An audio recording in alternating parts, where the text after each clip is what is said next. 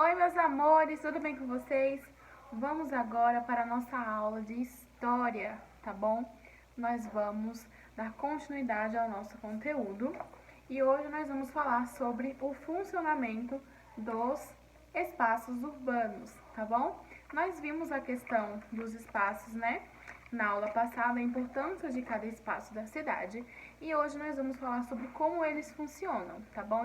Nós sabemos que o urbano é o mesmo que a cidade, tá bom? E esse conteúdo se encontra na página 9 do livro de história de vocês, tá bom? Vamos iniciar a leitura e acompanhem, tá? Grande parte dos espaços públicos é administrada pela prefeitura do município. É dever do prefeito e da equipe dele garantir o bom funcionamento da cidade para que os cidadãos vivam bem. Para isso, a prefeitura é responsável por serviços públicos. Então, gente, é necessário e é obrigação da prefeitura dar esse suporte para os cidadãos, certo? Não tem como a gente viver num local em que não tenha nenhum tipo de suporte, não tem escola, não tem hospital, não tenha nada, né? Então é obrigação, é dever deles oferecer um ambiente que seja bom para nós poder parar, para que a gente possa sobreviver, para que a gente possa conseguir, né, viver no dia a dia, nas nossas utilidades e tudo mais, tá bom? Vamos lá. Construir e fazer manutenção das escolas e creches municipais, isso é de extrema importância, tá bom? Realizar a coleta de lixo e cuidar das limpezas de ruas e calçadas. Imagina só, se não tivesse essa coleta de lixo, como as nossas ruas seriam totalmente imundas, seriam muito sujas, certo? As escolas públicas também. Se não tivessem esse tipo de manutenção, eu tenho certeza que as escolas estariam um lixo, né? Porque querendo ou não, tem que fazer uma manutenção de uma cadeira, de alguma coisa, de um bebedouro que quebrou, essas coisas assim, tá bom? Lembrando que serviços públicos são espaços públicos, certo? As escolas privadas, quem tem que manter essa organização e tudo mais são os donos das escolas, tá bom? Ou das redes. O que é uma rede de escola? Vamos supor a rede rogacionista. Tem mais de uma escola aqui em Brasília, são várias, né? E não só aqui em Brasília, tem em outras cidades, em outros estados também. Então, quando é uma rede, é porque tem mais de um em vários lugares, tá bom? Cuidar da iluminação pública. Imagina só se nas ruas à noite a gente não tivesse iluminação. Seria muito perigoso pra gente, né? Cuidar da pavimentação das ruas, calçadas e ciclovias. Isso aqui a gente tem um pouco de dificuldade de ver, dependendo do local onde a gente morar. Se a gente morar, por exemplo, no Gama, já tem uma ciclovia em boa parte, né? Construíram a ciclovia em muitos lugares, mas nem sempre a pavimentação das ruas, o asfalto, está em uma ótima qualidade, né? Tem ruas que tem muito buraco e cabe ao governo, né? Cabe a quem é responsável pelo Gama estar sempre atento com relação a isso e pedir e manter a manutenção dos mesmos, tá bom? Cuidar de áreas verdes, praças, parques e jardins, não é só porque é uma área verde que não tem que ter cuidado, muito pelo contrário, tem que cuidar daquelas plantas, tem que cuidar daquele espaço para que ele permaneça um local bom, né, de ser habitado, tá bom, gente? Que a gente possa frequentar esses locais com tranquilidade, com facilidade, sem ter medo e sem correr nenhum tipo de risco, tá bom? Cuidar do transporte público e da sinalização de trânsito. Antigamente, quando quem rodava era biplan, tinham ônibus que estavam caindo aos pedaços, que na época de chuva chovia mais dentro do que fora. Era a época que eu frequentava a faculdade. Então, hoje nós temos o quê? Temos o BRT e tal, que é um transporte muito bom, mas que também precisa manter esses cuidados. Porque senão, com o passar do tempo, obviamente, esses cuidados vão, os transportes com a utilização e tudo mais, esses cuidados precisam ser sempre constantes, né? Mas não somente da prefeitura, então esses cuidados também têm que vir de nós, certo?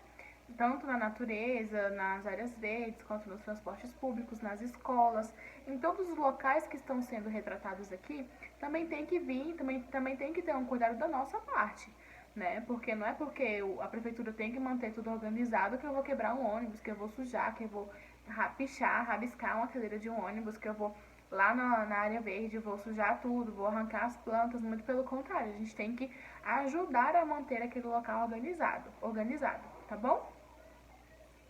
realizar obras de saneamento básico, como disponibilizar água encanada e rede de esgoto, ou seja, saneamento básico é ter água encanada e ter esgoto, né? Porque os locais que não têm saneamento básico não tem água tratada, né? Digamos assim, e não tem esgoto. Então o esgoto fica literalmente a céu aberto, tá bom? Construir hospitais municipais e postos de saúde e fazer a manutenção desses espaços. Infelizmente, hoje em dia, a saúde pública, a gente vê nos jornais, a gente vê em tudo que ela não está tão boa. Teve uma época que ela já foi muito melhor, mas agora ela não está tão qualificada quanto antes, né? Por isso que é necessário que os cuidados permaneçam sempre constantes e com a mesma preocupação, com a mesma importância. Porque a saúde, não é todo mundo que tem condição de pagar um plano de saúde, não é todo mundo que tem condição de pagar uma consulta. Então, eles necessitam desse suporte público, né? Desse suporte dessas escolas, tanto das escolas quanto dos hospitais. Eles necessitam, principalmente dos hospitais. Hoje em dia, com essa pandemia, acaba que está tendo uma superlotação nas UTIs e tudo mais, né? Então, é necessário que o governo, que a prefeitura, que todos eles não deixem de priorizem, na verdade, né, a questão desses cuidados com a saúde pública, né? Vamos lá. Os espaços e os serviços públicos são mantidos pelos impostos pagos pelos cidadãos. A prefeitura deve aplicar esses recursos da melhor forma para atender a necessidade básica da população. Gente, esses impostos a gente paga em tudo. Muitas das vezes nós pagamos o valor alto de uma gasolina, o valor alto de num carro ou em alguma coisa justamente por conta do valor dos impostos, né? Aqui no Brasil os impostos são altíssimos e esses impostos eles vão para o governo, tá? Então em cima de tudo que a gente compra tem uma taxa de imposto que a gente está pagando, tá bom? Tem o IPVA, o IPTU, tudo isso são formas de pagarmos para o governo, né, alguma coisa, tá bom? O imposto de renda que tem que demonstrar no final do ano e assim por diante. Então, todos os impostos, eles são para o governo e esse dinheiro que a gente paga para o governo, né, em tudo assim que a gente está usufruindo e que tem taxas de imposto, são para o governo. E esse dinheiro eles vão usufruir ao nosso favor, tá bom? Com manutenção das ruas, e nesses tópicos aqui que nós lemos anteriormente, eles utilizam esse valor dos impostos para fazer a manutenção de todos eles, tá bom? Serviços prestados pela administração pública, que são essenciais, os serviços públicos, né, são serviços prestados pela administração pública e que são essenciais para atender a população de uma cidade. São literalmente essenciais, porque às vezes vai que você não consegue uma vaga na escola particular, vai que você precisa utilizar o transporte público porque o seu carro quebrou, foi para fazer uma manutenção, entre outros. Então, acaba que a gente sempre vai estar precisando desses recursos públicos, principalmente a iluminação, a água, o saneamento básico, enfim, tudo que a gente necessita no nosso dia a dia, tá bom? Na próxima página tem um Saiba Mais, tá bom? Iluminação pública no passado. A iluminação pública é muito importante para que as pessoas se desloquem pelos espaços públicos com mais facilidade e segurança. Atualmente, essa iluminação é elétrica, mas nem sempre foi assim. Há 250 anos, não existia iluminação pública. Posteriormente, quando esse tipo de serviço surgiu, as ruas eram iluminadas por lamparinas à base de óleo e mais tarde por lampiões a gás. A primeira cidade brasileira a ter luz elétrica nas ruas foi em Campos dos Goytacazes, no Rio de Janeiro. Abastecimento de água antigamente. Se na atualidade muitas pessoas recebem água tratada em casa, antigamente não havia essa facilidade. As pessoas precisavam coletar água em fontes e chafarizes espalhados nas cidades e carregavam o que recolhiam em barris apoiados na cabeça. Cuidar dos espaços da cidade é um dever de todos, foi o que eu falei um pouquinho antes. A prefeitura é responsável por manter os espaços públicos funcionando adequadamente. Contudo, toda a população também é responsável por cuidar desses espaços. Para que todas as pessoas possam utilizar esses locais, devem ser preservados Preservar os espaços urbanos significa não jogar lixo no chão, não estragar móveis da escola e de outros espaços, não pichar os muros, não arrancar mudas de árvores ou bancos de canteiros de praças, entre várias outras atitudes. Aí na página seguinte, na página 11, 12 e 13, tem uma atividade, certo? Que vocês vão fazer com base no que nós estudamos. Aí, na página 14, tem falando sobre o espaço doméstico. O que seria, como seria esse espaço doméstico? Esse espaço doméstico é um local particular, né? É um local privado e é um local em que a gente está ficando praticamente uma boa parte do nosso tempo, toda parte do nosso tempo, né? Durante essa pandemia, no nosso espaço doméstico, na nossa casa, né? Que nós temos mais privacidade, para a gente poder fazer o que a gente quer de uma forma mais responsável, porque eu não posso, né? Fazer tudo que eu quero na minha casa, né? Ainda mais se eu estiver com alguém e tudo mais. A gente tem que também ponderar um pouco, né? Pra evitar que possa trazer algum tipo de perigo, algum tipo de dano, certo? Ainda mais se a casa for alugada. A gente tem que manter essa casa sempre em ordem, né? Agora, se a casa for sua, aí já são os 500, né? Então, aqui diz assim: entre os vários espaços da cidade, há o lugar onde as pessoas moram, diferentemente da maioria dos espaços. As moradias não são ambientes abertos ao público em geral. As moradias também podem ser chamadas de espaços domésticos.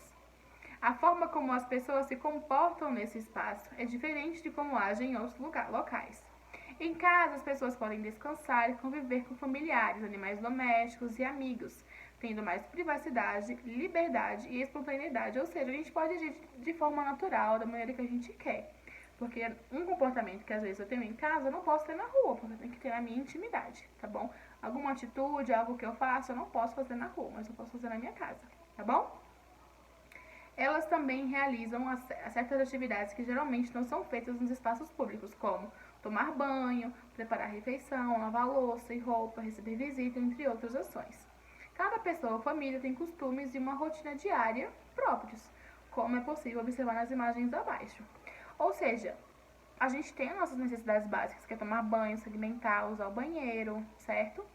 Mas a rotina é diferente de família para família, né? O que eu faço na minha casa, desde que eu acordo até eu dormir, é diferente do que você pratica na sua casa, do que o seu colega pratica na sua casa. Tem, como eu falei, tem atividades comuns, tomar café da manhã, almoçar, tem gente que não toma café da manhã porque não gosta. Tem gente que acorda mais tarde, tem gente que acorda mais cedo, tem gente que faz alguma atividade física, outras pessoas não. Então isso varia muito de família para família, tá bom? E aí tem outra atividade, que é na página 15 e na página 16, que é sobre essa questão do espaço doméstico, tá bom? Eu decidi fazer os dois juntos, porque são bem próximos, né, um ao outro, tá bom? E eu vou colocar as atividades nas instruções, tá? Pra vocês. E, por favor, leiam novamente. Qualquer dúvida que tiverem, eu estou aqui, tá bom? Um grande beijo e até a próxima aula.